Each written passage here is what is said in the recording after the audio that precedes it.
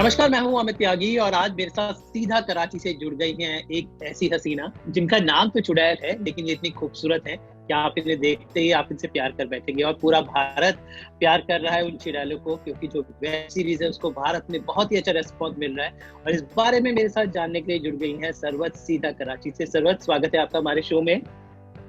Hi Amit, how are you? I am great. और अभी जैसे लॉकडाउन के बीच में भी मैं अभी घूम रहा था, मैं थोड़ा अभी बाहर निकला तो बाहर चारों तरफ यहाँ मुंबई में आपके शो के होर्डिंग्स लगे हुए हैं and the show is getting ट्रेमेंडस response. मैंने बिंज वॉच करके जब से रिलीज हुई है फाइनली कल रात फिनिश की पूरी series. So congratulation. Thank you so much. तो आपको कैसा रिस्पांस मिल रहा है शो को लेकर? Amit, it has been overwhelming. It's unreal. You know, this day and age, इतने प्लेटफॉर्म्स, इतने चैनल्स, इतनी फिल्मों के बीच में हमारे एक छोटे से प्रोजेक्ट को इतना सराहा जा रहा है और इतनी जिस पर्पस के लिए हमने बनाया था वो पर्पस लोग समझ रहे हैं, तो इससे बढ़कर किसी आर्टिस्ट के लिए कोई बात नहीं हो सकती। आई थिंक आर्टिस्ट, डायरेक्टर या कोई भी किस्म का आर्टिस्ट हो, चाहे वो राइटर हो, डायरेक्टर हो, सेट डिजाइनर हो, स्टाइलिस्ट हो, एक्टर हो, उन सबको बहुत वो होता है कि हमारा बस काम अच्छा हो और हम काम अच्छा कर रहे हैं और दुनिया उसको पहचान रही है, तो हमारे सारे खून पसीने की मेहनत की वर्थ निकल आई है। It's been wonderful. जैसे मैंने कहा कि प्रमोशन खासकर इस लॉकडाउन में मुंबई में जहाँ कोई होर्डिंग नहीं लगी हुई थी, आपके शो की होर्डिंग यहाँ मुंबई में जगह जगह लगी हुई है।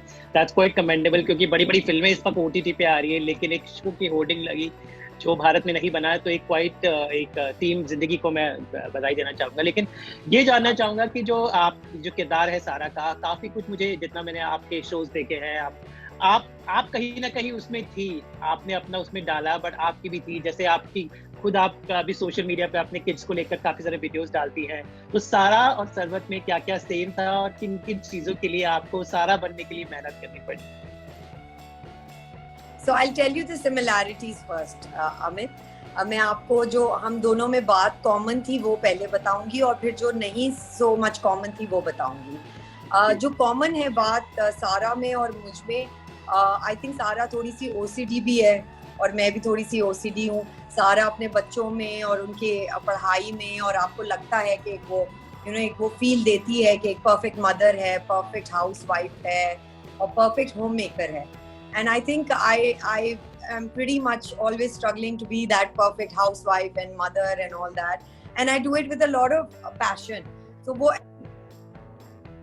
ऐसा नहीं है कि किसी ने मुझे कहा है और मैं करना चाहती हूँ, मैं खुद वो अंदर से हूँ। And I felt that Sara is a lot like that. Also मैं औरतों के हुकूक पे और बच्चों के हुकूक पे, अर्ली मैरिजेस पे, women's protection rights पे मैं बहुत बात करती हूँ। I am a motivational speaker, मुझे बहुत सारे लोग बुलाते हैं, इतनी इज्जत देते हैं, अल्लाह का करम है। But every time I go and I see के औरतें बहुत स्ट्रॉन्ग हैं, बहुत मजबूत हैं, बट उनकी एक बहुत ही वनरेबल और वीक साइड भी है। चाहे वो किसी बड़ी सी कंपनी की सीईओ हैं और या चाहे वो घर में आके काम करने वाली बुआ है, उन सब के प्रॉब्लम्स एक हैं। और मुझे लगता है कि जब भी मैंने औरतों को साथ लेकर अपलिफ्ट करना चाहा है, इकट्ठा होके उनको आगे बढ़ाना चाहा है, उनकी आवाज़ बनने की कोशिश की है, उनको हमेशा से ये मदद की ज़रूरत रही है और आई थिंक आइंदा भी रहेगी। और आई थिंक सारा में भी ये क्वालिटीज़ थी कि वो औरतों के लिए बहुत कुछ करना चाहती हैं, आगे बढ़ना चाहती हैं, उनको आगे बढ़ाना चाहती हैं, और आई थिंक उसमें ही सारा की सक्सेस है, जब सारी औरतों में वो स्ट्रेंथ दे सकती है। चाहे वो खुद इवेंचुअली उसके पास स्ट्रेंथ कम रह जाती है और वो बड़ी वनरेबल स्टेट में होती है एक टाइम पे स्टोरी में, but at the same time वो रिस्पॉन्सिबल फील करती है उन औरतों के लिए जो उनके साथ है, जो उसके साथ आते हैं। और मेरे साथ भी ऐसा ही है। आई थिंक मैंने कभी पब्लिक ट्रांसपोर्ट में भी सफ़र किया होगा और किया है, तो उसमें भी मैंने बहुत सारी औरतों के लिए आवाज़ उठाई है जिनके साथ कुछ गलत हो रहा है। रोडों पे खड़ी हुई औरतों की मैंने मदद की है जिनसे मेरा कोई ताल्लुक नहीं था, और शायद जिस वक्त उस वक्त भी की है जब मैं कुछ भी नहीं थी। तो I think it's a very natural process that goes on inside me कि मैं किसी औरत पे या किसी बच्चे पे जुल्म होता हुआ नहीं देख सकती। एंड आई थिंक के सारा में भी वो क्वालिटीज हैं। अगेन मेरे अंदर, जैसे आपने देखा कि सारा एक लीडर है इस पूरे ग्रोह की, बट वो बहुत बैक सीट पे रहती है और वो बहुत ज्यादा अपने आप को नहीं आगे लेकर आती। तो मैं भी ऐसे ही हूँ। मुझे लगता है कि मैं सारी चीजें प्लान करके एक बहुत अच्छी सी पिक्चर बनाना चाहती हूँ, बट अंदर से मैं बहुत शाय हूँ और मुझे बहुत शर्म आती है और मुझे होता है कि बस बहुत ज्यादा लोग मेरे बारे में बात ना करें या मुझे देखें नहीं और मैं बस कहीं छुप जाऊं, मेरा काम नजर आए। और सारा भी ऐसे ही मुझे लगती है। तो काफी सारी क्वालिटीज मुझे, और सारा की एक पॉइज और एक डिमीनर, एक बॉडी लैंग्वेज, आई थिंक वो मेरे घर वालों से आती है। हमें बहुत डांटे और पिटाइयाँ और ये सब करके बैठने का तरीका, खड़े होने का तरीका, कुछ पेश करने का तरीका, ये सारी चीजें घर में सिखाई गई। तो आप वो सारा की भी बॉडी लैंग्वेज में देखेंगे कि वो जिस तरह ब्रीफ केस घुमाती है या जिस तरह बुक पकड़ती है, very little things, I felt that वो मैंने डाली सारा के न्यूआंसेस में। जहां मैं मुख्तलिफ हूँ सारा से, आई थिंक सारा का कैरेक्टर करने के लिए, क्योंकि मैंने 18-20 साल एक्टिंग की है और टेलीविजन में तो आपको पता है रोना और रुलाना बहुत इम्पोर्टेंट एक फैक्टर है। एक अच्छे आर्टिस्ट का होना वो तभी माना जाता है अगर मैं किसी को रुला सकूं। तो मुझे लगता है 18 साल में मैंने सिर्फ लोगों को रुलाया है और कई दफा लोगों ने कहा ये मेरे ससुर हैं, वो जिंदगी में अपनी बेटी की शादी पे नहीं रहे लेकिन आपका ड्रामा देख के वो रो गए। तो मुझे लगा कि कुछ हो रहा है, कुछ इफेक्ट पड़ रहा है। लेकिन सारा ने इस दफा खुद इतना नहीं वो रोई है और वो ज्यादातर लोगों को रुलाती रही है, स्पेशली उन मर्दों को जिन्होंने गलत किया है औरतों के साथ। और अमित, ये भी बहुत था कि बिकॉज मेरे इतने प्री कंसीव नोशंस थे एक्टिंग के बारे में, जो मैं मतलब बिला वो क्या कहते हैं, बिला झिझक या बिला तकल्लुफ इस्तेमाल करती थी फिल्मों में और टेलीविजन में, वो सारे जो नोशंस थे उनको मुझे शेड ऑफ करना पड़ा और मुझे बहुत ही ठहर के ये एक्टिंग करनी पड़ी। मैं बहुत ज्यादा इमोट नहीं कर सकती थी और मैं बहुत रिस्ट्रेंट और बहुत अपनी रेंज को मुझे खींच के पकड़ के एक्टिंग करनी पड़ी। Yet at the same time मुझे उसके अंदर का लावा भी दिखाना था, मुझे उसके अंदर की इनसिक्योरिटीज और वल्नरेबिलिटीज भी दिखानी थी, लेकिन मैं रो नहीं सकती थी, मैं अपने शक्ल पे बहुत ज्यादा एक्सप्रेशंस नहीं ला सकती थी। तो ये मेरे लिए बहुत ज्यादा चैलेंजिंग था कि एक बिल्कुल फसाड के साथ सारा थ्रू आउट आपको नजर आएगी, चाहे वो मुश्किल में हो या अच्छे वक्त में हो, वो बहुत ज्यादा इमोट नहीं करती है as a person, as a character. I think मैं एज अ पर्सन बहुत इमोशनल हूँ और मैं बहुत ज्यादा फेशियल एक्सप्रेशंस यूज करती हूँ। तो मुझे लगा कि ये बहुत मुश्किल था और शुरू में तो बस आप मत पूछे अमित, मैं क्या क्या बताऊं आपको। मैं जुगनू के पास जा के रोती थी और मैं कहती थी क्या चाहिए आसिम अब्बासी के इस शख्स को, क्या चाहिए मुझसे। ना ये क्या चाहता है कि मैं आंसू निकालूं, ना ये चाहता है कि मैं आईब्रो रेज करूं, ना ये चाहता है कि मैं लाइन में कोई ब्रेक दूं, ना ये चाहता है कि मैं लाइन पे कोई एम्फसाइज करके कोई वर्ड को इस्तेमाल करूं। तो ये क्या चाहता है, ये मुझसे क्या चाहता है, मुझे समझ नहीं आती थी। But I think slowly and gradually मैं समझी सारा को और सारा मुझे समझी और फिर ये हो गया। जी, आपका एक शो मैंने देखा था, मताए जान है तू, में हानिया का character, I was really impressed. तो लगता है कि जो कहानियां होती हैं उनका कोई सरहद नहीं होती। अभी जैसे चुड़ैल की कहानी इंडिया में भी आप अप्लाई करो तो you relate to it. I think that's the beauty of the show कि मतलब पाकिस्तान हो चाहे इंडिया हो, आई थिंक बांग्लादेश हो, हर तरह के लोग उन सोशल जो इतने कुछ कॉमनैलिटीज है कि the relativity factor is very, मतलब उस स्टोरी के हर एक पात्र को हम जी रहे थे मतलब जब देखते हुए। तो जब शूटिंग हो रही थी आपने सोचा था कि बिकॉज वेब की वजह से इतने देशों में जाएगा ये शो, मतलब कोई सीरियल या लिमिटेड होता है लेकिन वेब की अपील इतनी ह्यूज है, तो वो सोचा था आपने कि भारत में इतने लोग देखेंगे और वर्ल्ड वाइड इतने लोग देखेंगे। तो what was the canvas like when the shoot was on? Amit, the beauty of working with Asim is that उनका vision इतना focused होता है और सेट पे हर चीज बहुत प्री प्लान्ड आती है. हम सेट पे तभी पहुंचते हैं जब 3 महीने की लाइनें भी रट चुकी होती हैं और कैरेक्टर भी हजम हो चुका होता है और सब हमने खिचड़ी बना के खा चुके होते हैं, तब हम सेट पे आते हैं. तो आसिम का जब विजन इतना स्ट्रांग होता है सेट पे, तो हमने कभी सोचा नहीं ये करते वक्त कि ये कहाँ कहाँ जाएगा और ये कहाँ कहाँ दिखेगा, क्योंकि उस वक्त हम सिर्फ इस चीज पे फोकस थे कि जो आसिम चाह रहा है, जो उसने सोचा हुआ है, हम उस तक ही पहुंच जाएं, वो ही बड़ी बात है. So I think at that time none of us, like not even one actor, जिसको जितना भी एक्सपोजर मिला हो जिंदगी में, उसने ये नहीं सोचा कि ये हमें कहाँ कहाँ दिखाएगा और ये हमारे लिए कितना ये अच्छा साबित होगा. Also I'd like to say that चुड़ैल्स की जो कहानियाँ हैं, वो मेरे 18 साल के करियर में मैंने ऐसी कहानी ना पढ़ी ना देखी एज अ व्यूअर, और ना ही करने का मुझे मौका मिला, क्योंकि ये कहानी उन सारी औरतों की है जो इस सारी दुनिया में रहती हैं, चाहे वो बाहर के मुल्कों में हो, चाहे वो वेस्टर्न कल्चर या सोसाइटी से आए या वो ईस्टर्न सोसाइटी और कल्चर से आए.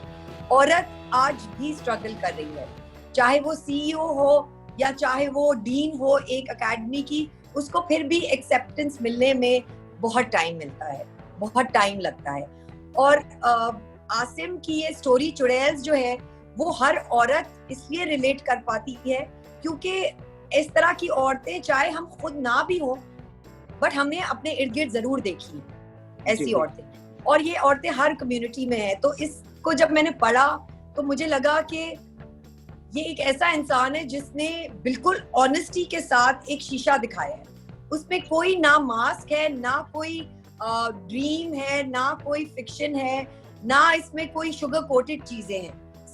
सब चीजें बहुत ऑनेस्ट थी, और ये इसकी खासियत है कि इतनी ऑनेस्ट स्टोरीज और इतने ऑनेस्टली इश्यूज हम कहीं नहीं देख पाते.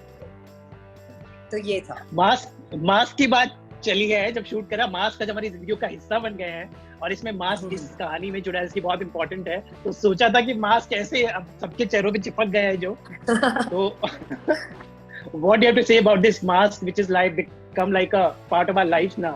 Is part of our lives now. You know, who knew, Amit, कि हम एक दिन बुर्का पहनेंगे और उसमें हमें सांस लेने में तकलीफ होगी और हम इरिटेटेड होंगे, और कुछ महीनों बाद हमें ये मास्क अपनी सेहत और अपनी जिंदगी के लिए पहनना होगा. I think it just goes to show कि लाइफ इज वेरी अनप्रिडिक्टेबल, और हम कोई भी चीज एक पेपर नहीं लिख के रख सकते कि ये कल ऐसा हुआ है. And that just goes to show कि न्यू वर्ल्ड ऑर्डर है, और कोई भी चीज चलती है और हर चीज करनी पड़ेगी अपने सर्वाइवल के लिए. तो आई थिंक सबका सर्वाइवल मोड ऑन हो गया है, चाहे वो फैशन में हो या ना हो. लेकिन अब तो आपको पता है, आपने देखा होगा बहुत सारे डिजाइनर्स ने भी ये शुरू कर दिया है. सो इंसान जो है वो एक बहुत ही अडेप्टेबल इंसान, एक ऐसा जानवर या ऐसी मखलूक है जो बहुत ही अडेप्टेबल है. तो आई थिंक हम बड़े ढीठ हैं अमित, हमने मास्क को भी फिर पहन ही लिया, फिर शौक से जी पहन ही लिया. चुड़ैल्स का भी नया मिशन अगले सीजन में यही होना चाहिए आई गेस. तो एक और, जैसे पिछले हफ्ते मैंने यासरा, निम्रा और मेहर से बात की थी, तो उन्होंने बड़े मजेदार किस्से बताए थे शूटिंग के दौरान कि कराची की गर्मी में आप लोग शूट कर रहे थे. तो ऐसी कुछ और मजेदार किस्से शूटिंग में, कुछ हुआ कि कुछ हुआ हो, कुछ फनी हुआ हो, कुछ आप बांटना चाहें शूट के दौरान? तो स्क्रिप्ट में लिखा हुआ था कि सारा इतनी परफेक्ट है कि उसका एक बाल इधर से उधर नहीं होना चाहिए. तो ये मैं चीज रख के मैं सिर्फ एसी के सामने बैठी रहती थी. मैं कहती थी मैं क्या करूं, मैं कहती थी मैं क्या करूं, मेरा तो कैरेक्टर ही ऐसा है, मेरे बाल खराब नहीं हो सकते, मेरा मेकअप खराब नहीं हो सकता. But it was terrible. It was like इतनी गर्मी, पाकिस्तान में रिकॉर्ड ब्रेकिंग गर्मी में हमने ये काम किया है, और उसमें भी अपना मेकअप संभालना, अपने कपड़े संभालना, अपनी परफॉर्मेंस को देखना बहुत डिफिकल्ट था. It wasn't an easy project. It was really painstaking. जो हमारी लोकेशंस थी, उन गर्मियों में उन जगहों पे जाना, बस्तियों में जाना, बहुत एक रियल हिट भी किया कि हम छोटी छोटी चीजों पे रोते हैं, तो वो चीजें तो कुछ भी नहीं है इन प्रॉब्लम्स के सामने। वो भी बड़ी अच्छी हुई। आई थिंक हर किसी के साथ, क्योंकि इतने इंटेंस कैरेक्टर्स थे। यासरा जिंदगी में कभी हील्स नहीं पहनती, तो उन्होंने हील्स पहनी बिकॉज जुगनू का कैरेक्टर बड़ा हॉइटी टॉइटी सा था, और तो वो 6-7 दफा तो यूं ही गिर गई, उनके पैर पे एक दफा गाड़ी चढ़ गई, और फिर भी वो उठी, कहने लगी कि यू नो लाइट जा रही है, लाइट जा रही है। एंड आई थिंक हम सारे उसी मोड में होते थे कि कोई बात नहीं, मर गए, कट गए, गिर गए, कोई बात नहीं, काम खत्म करना है। इसी तरह आप आई थिंक जब आपने वो लास्ट एपिसोड देखी है, तो उसमें जब मैं स्टडी जमील की स्टडी को सर्च कर रही होती हूँ, तो उसमें मेरा हाथ कट गया था, मेरी उंगली कट गई, और वो फ्री हैंड पे मो Azmi and you know I would just, हम फ्री हैंड जा रहे थे, कैमरामैन और मैं, और मुझे लगा कि ये मैं अभी उसका इतना अच्छा मोमेंटम बना हुआ है कि कोई बात नहीं, इसको देख लेंगे बाद में, कितनी कोई लग गई होगी। So I continued with that scene, और वो सीन वो ऐसा हुआ कि वो खून निकल रहा है, तो मैं उसको मुंह में भी लेके हटा रही हूँ कि ज्यादा डिस्टर्ब ना करे मुझे मेरी परफॉर्मेंस को, और फिर भी मैं लगी हुई हूँ। और आसिम जो था वो कैमरा के पीछे, सॉरी कैमरा के पीछे मैं देख रही हूँ कि बहुत ही हलचल एक मची हुई थी कि सरवत के हाथ से खून निकल रहा है। तो जो असिस्टेंट डायरेक्टर थी वो लिटरली बस यूं खड़ी हुई थी कि आसिम कट करें, और आसिम जितना हम ढीठ थे उतने ही ढीठ आसिम भी थे। आसिम ने कट ना बोला, और मैंने देखा कि आसिम भी कट नहीं बोल रहे, मो भी नहीं रुक रहे, मैं भी नहीं रुक रही, तो बस चलते जाओ। और जब हमने वो सीन एंड किया तो सबने तालियां बजाई, और जो असिस्टेंट डायरेक्टर थी उसने बस ना इधर देखा ना उधर देखा, उसने मेरी उंगली पकड़ी और मुझे घसीटते हुए बाथरूम में ले गई। और मेरी एक तस्वीर भी है उसमें कि मो ने मेरी तस्वीर ली, और मैं इतनी खुश हूँ कि ये इतना अच्छा सीन हुआ और असली खून निकला, और यू नो कितना अच्छा मोमेंटम था। और उसमें मेरी वो तस्वीर है यूं करके, तो वो हमारे ग्रुप पे उन्होंने लगाई कि किसको पता था कि सरवत को हम मारेंगे या सरवत का हाथ कटेगा तो वो इतनी खुश नजर आएगी। But I was actually very happy because वो परफॉर्मेंस बहुत अच्छी हुई। और इस तरह आई थिंक एक हमारी एक और थी भी, वो जब हमारा एक्शन सीक्वेंस था तो लिटरली हमें गाड़ी की ट्रंक से जंप करके नीचे जमीन पे जाना था, which was not a lot of difference, but I think वो जिस एंगल पे उतरी उनका एंकल जो है वो ट्विस्ट हो गया, तो बख्तावर का एंकल ट्विस्ट हो गया, उसकी गाड़ी चढ़ गई, मेरे हाथ कट गए, बानो का सर फट गया, वो बेहोश हो गई। जो ओनली जो सबसे लीथल नजर आती है बतू निम्रा, उनके साथ कुछ नहीं हुआ कि हम सबके साथ क्या हुआ, वो बड़ी स्ट्रॉन्ग है। तो हम हमेशा ये उसको छेड़ते हैं कि तुमने मरवाया सबको, तुमने धमकियां सबको तुमने दी, और पिटे हम और लगी हमें, तो वेरी गुड, शाबाश। तो इस तरह करके बहुत कुछ इस तरह के फनी इंसिडेंट्स होते रहते थे। कुछ और मुझे बातें बड़ी अच्छी लगी। मुझे लगता है कि ये पाकिस्तान का ओम शांति ओम था। हर एपिसोड में कभी मायरा खान दिख रही है, कभी यू नो मिस्टर फुसट दिख रहे हैं, हिना बयात, तो all these her episode had a surprise, you know, those veterans of Pakistan we have seen, they were the surprise in the show. So was it all planned? मतलब suddenly हर episode में एक surprise था। I think Asim had planned it like that कि हर episode में एक जो भी guest appearance है या जिसके ऊपर हम जिसका केस ले रहे हैं, जिनकी बहुत सारी स्क्रीन टाइम होगी और उनका इम्पैक्ट और एक्टिंग बहुत अच्छी होनी चाहिए, तो आई थिंक वो सारे आर्टिस्ट को आसिम ने अप्रोच किया। और आप यकीन माने अमित, उन आर्टिस्ट का काम आप प्री चुड़ैल्स देख लें तो बिल्कुल वैसा ही है जैसे हम सब ने मिलके किया है काम, टिपिकल काम है, लेकिन उस सेट पे उन्होंने भी बहुत ही मुख्तलिफ काम किया। So that just goes to show कि एक डायरेक्टर का विजन जो है वो पूरी कास्ट कैरी करती है अगर उसका विजन अच्छा है। अगर उसका विजन नहीं है तो फिर हर कोई इंडिविजुअल खेलता है। तो आप देखेंगे सरमत फुसट हमारे बहुत अमेजिंग डायरेक्टर एक्टर हैं थिएटर के। सानिया सईद हमारी एक बहुत बड़ी नाम है और वो भी थिएटर एक्टर हैं। और हिना बयात हैं, और अदनान मलिक हैं, तारा हैं, बहुत सारे ऐसे लोग. I'm forgetting so many names and it's so bad, but there are each, Mahira was one of them. Each episode had a surprise and that's how we wanted to keep it, कि लोगों को ऐसा ना लगे कि हमने बस हम 4 पे ही फोकस किया है और हमने बाकी किसी को देखा नहीं. तो हमने सब पे फोकस किया और हम चाहते थे कि हमारी इंडस्ट्री से जितने ज्यादा लोग इसमें शुमार हो सकते हैं उसमें हमारे साथ हिस्सा लें. अब क्योंकि मैं मुंबई में हूँ, बॉलीवुड कवर करता हूँ, ये बताएं कि आपको आई एम श्योर हिंदी फिल्मों के भारत से ऑफर्स आते होंगे, और अभी एक जो वर्ल्ड ग्लोबल विलेज इंटरनेट बना रहा है, आई नो सियासत मतलब छोड़ दें, तो आपको भारत का काम कैसा लगता है? यहाँ की वेब सीरीज, यहाँ की फिल्में, यहाँ के सीरियल्स, और तभी हम आपको देखेंगे यहाँ पर कुछ करते हुए. Now the time is changing, definitely web is offering so much for everyone. या I mean why not. I mean हम लोग तो बड़े हुए हैं बॉलीवुड की फिल्में देख के, और हमारे तो मियाँ और अब्बाओं ने वो कैरेक्टर्स अपनाए हैं और अडॉप्ट किए हैं. अमिताभ बच्चन जी से लेके अनुपम खेर जी से लेके, मतलब you name it, we lived on, we grown up on Bollywood. तो हमारे लिए तो बॉलीवुड एक बहुत ही खास जगह रखता है दिल में. और सेकेंडली इतना अमेजिंग वेब पे जो काम शुरू किया है, आई थिंक वो सारी इंडिपेंडेंट सिनेमा और आर्टिस्टिक लोग जो अपना कंटेंट बनाना चाहते थे, जो मेन स्ट्रीम पे शायद इतना ना समझा जाता, उन सबको प्लेटफॉर्म मिला है. और जब हमने वो काम भी देखा है तो again we were just blown away कि वाओ, ये इनमें मतलब कमर्शियल में भी इतने ही अच्छे हैं और इंडिपेंडेंट सिनेमा और इंडिपेंडेंट वेब सीरीज में भी उतने ही अच्छे हैं. सो आई थिंक आप लोग तो बहुत लाइक यू नो eons आगे हैं हमसे, और we can only try and catch up to you guys, and we are only inspired by the amazing directors and artists that you have. तो हमारी तो काफी इंस्पिरेशन, जो मैं कहूँगी 80-90% इंस्पिरेशन है, वो बॉलीवुड के एक्टर्स और उनके डायरेक्टर्स और उनके प्रोड्यूसर्स से आती है कि वो किस तरह का काम करते हैं.